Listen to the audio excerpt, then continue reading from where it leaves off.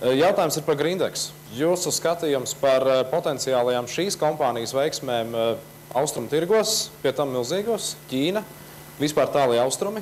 Nu, savā ziņā tur sakrīt tās stratēģijas ar to, ko mums ar Jolen Farm tur patiesībā demonstrē. Jautājums ir par to, jūs saredzat, ka tur varētu būt tas veiksmes stāsts?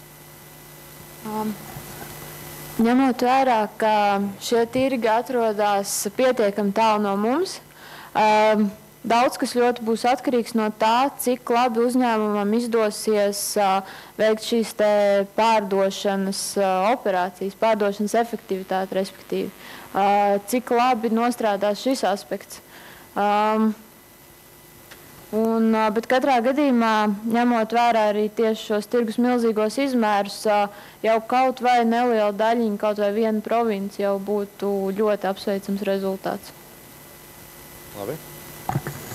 Es gribētu nedaudz oponēt, kad, lai arī, kā Ķīnas, viss uzskata, tā arī ir, ka Ķīna ir milzīgs tirgus, bet, katrā ziņā tur arī konkurence ir milzīga, un tas, ka, Grindex iet Ķīnas tirgu, tas nenozīmē, ka uzreiz viņa attiecīgi rādītāja pārdošanas ieņēmumi tur dubultotos un trīskāršotos. Katrā ziņā viņam, attiecīgi, sākumā, es domāju, tie ieņēmumi no šiem tirgiem nebūtu tās salīdzinoši pārējiem tirgiem lieli, bet katrā ziņā tur ir diezgan liels izaugsmes potenciāls, un, protams, viss būs atkarīgs, kā viņi veiks savu produktu veicināšanu šajos tirgos un cik sekmīgi tas būs, vai viņi atradīs kādu vietējo vairumtirgotāju, vai cik tas attiecīgi sekmīgi būs.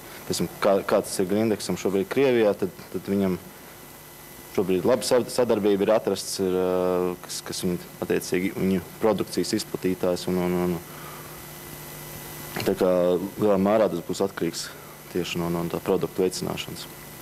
Es domāju, ka mildrināts, lai ir labas zāles un perspektīvas, bet tas nav nekas tāds, teiksim, unikāls, un tas nav zāles pret vēzi, un es domāju, vai kaut kāds tāds, kas būtu attiecīgi, kur būtu vērts attiecīgi, tas tirgus apjoms nav tas tik milzīgs, un es domāju, ka tādi draudi milzīgi no kopēšanas varbūt arī nav tur. Vienīgais, pēc kāda laika, attiecīgi, ja tas produkts būs iekarojis savu tirgu, tad varbūt tas būs interesants tādā ziņā.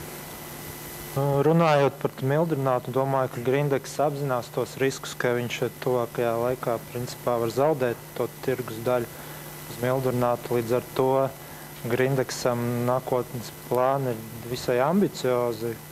Manuprāt, 3-kāršot apgrozījumu, un viņi plāno ieiet jaunās tirgus nišās, kas ir saistītas ar aktīvo vielu ražošanu. Cik es zinu, pat viņiem uz 11. gadu jau ir noslēgts līgums par 30 tonnas jaunās kaut kādas tur aktīvās vielas piegādi. Līdz ar to viņiem nākotnes plāni saistās ar lielām investīcijām un apgrozījumu strauju kāpināšanu. Tā kā tas ir pozitīvi, ņemot vērā, ka šobrīd lielu apgrozījumu daļu veido tieši šis mildrināts.